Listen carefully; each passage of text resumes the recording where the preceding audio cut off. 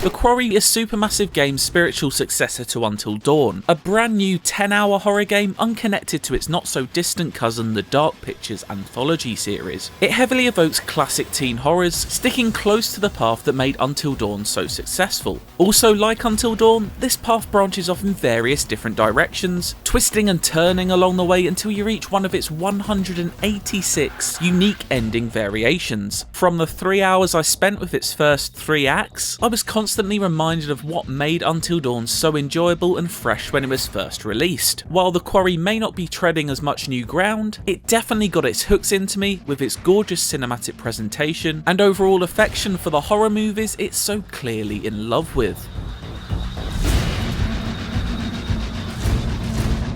The Quarry wears its influences on its blood-soaked sleeve. The summer camp setting of Friday the 13th, the teens versus monster nature of Cabin in the Woods, and the winking self-awareness of Scream. All of this occurs while the echoes of Deliverance's banjo strings can be heard pinging off of the trees. My hands-on time included bursts of gore, heartfelt moments between characters, and a couple of jump scares to boot. It never threatened to once take itself too seriously though, firmly remembering to put the laughter into slaughter. Just take one look at the casting and you'll be able to see what Supermassive is going for here, with cult horror actors such as Scream's David Arquette and The Evil Dead's Ted Raimi giving you a not so warm welcoming to Hackett's Quarry summer camp. You're not gonna make it to Hackett's Quarry. Not tonight.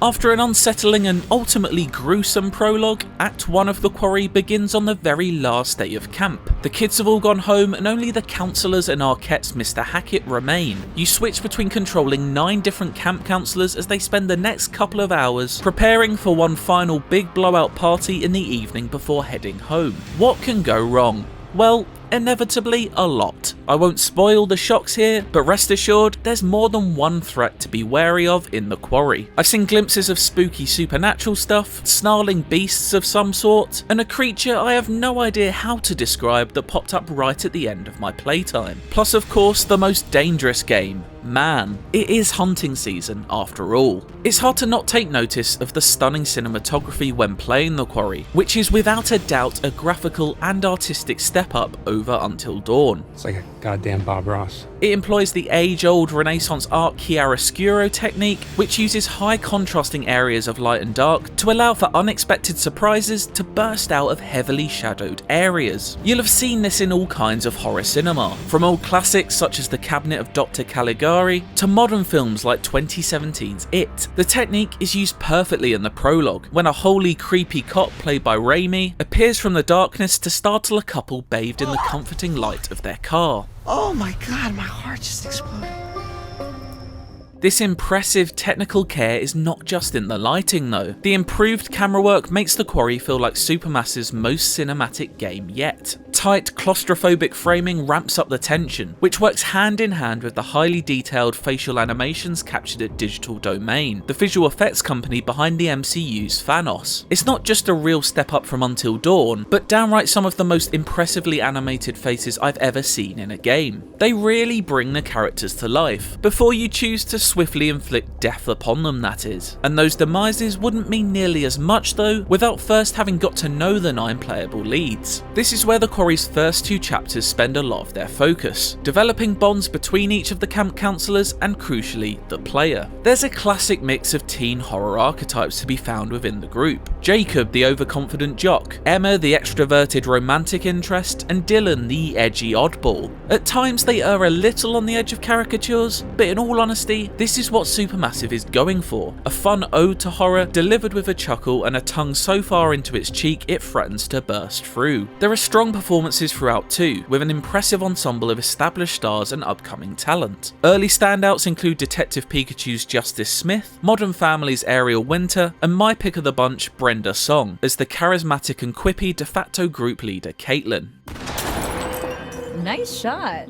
Getting all of these playable characters right is crucial in a game like this, but the joy is that even if you don't get along with them, you can take pleasure in serving them with as delicious a death as you desire. While all the choices I made during the opening couple of acts didn't lead to any deaths, I was assured by director Will Biles that there are many to see. Choice really is the name of the game though. Play it sensibly and you could leave Hackett's Quarry with all 9 of your characters alive. But if you ask me, where's the fun in that? For those familiar with Until Dawn, the gameplay experience isn't hiding any surprises of its own. Sections of exploration to gather clues are punctuated with conversations and dialogue choices that can both subtly and overtly alter the story. In tense situations, quick-time events will sometimes pop up, but these are often less of a test of reactions than they are another choice to be made. Maybe you just want to deliberately let someone smack their head on a tree to see what happens. As ever, the Quarry will react accordingly. It seems that there really are no wrong decisions to be made, only the ones that feel the most enjoyable or beneficial to the story for you at that moment. So far, the best have been choices that seemed inconsequential, but will inevitably lead to someone's demise hours down the road. For example, I chose to climb down a ladder early on for nothing of significance to happen, apart from being notified that the ladder is now close to falling off of the wall. I apologise in advance to whoever I've accidentally killed by doing this.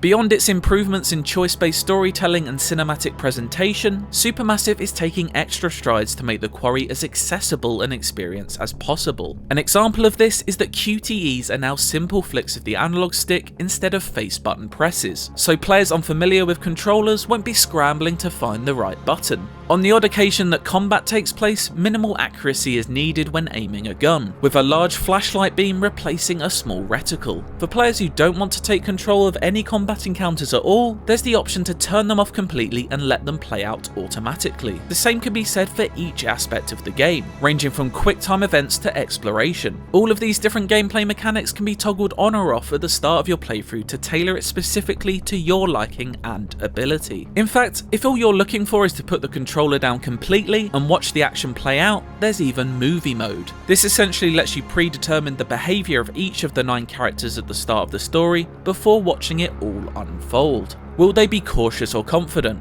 Polite or standoffish? The possibilities are numerous, and we'll go into these systems in further detail later this month as part of IGN First. 3 hours with the Quarry gave me exactly what I expected from a spiritual successor to Until Dawn, for better and worse. Mechanically, it's not moved on a bunch in the 7 years it's been since Raimi first freaked us all out. This is still very much an interactive movie, and Supermassive makes no apologies about that. The love for decades of horror movies is on show for all to see, and the basic but effective gameplay of frequent tough decisions is perfect for the genre. You may be only making one significant button press every few minutes, but they each hold a huge amount of weight. It's still hard to know what the repercussions will be, either immediately or 6 hours down the line. It's that slow building of tension and sudden release of excitement that makes for a great horror movie, and it's a promising sign that the Quarry is heading in the right direction.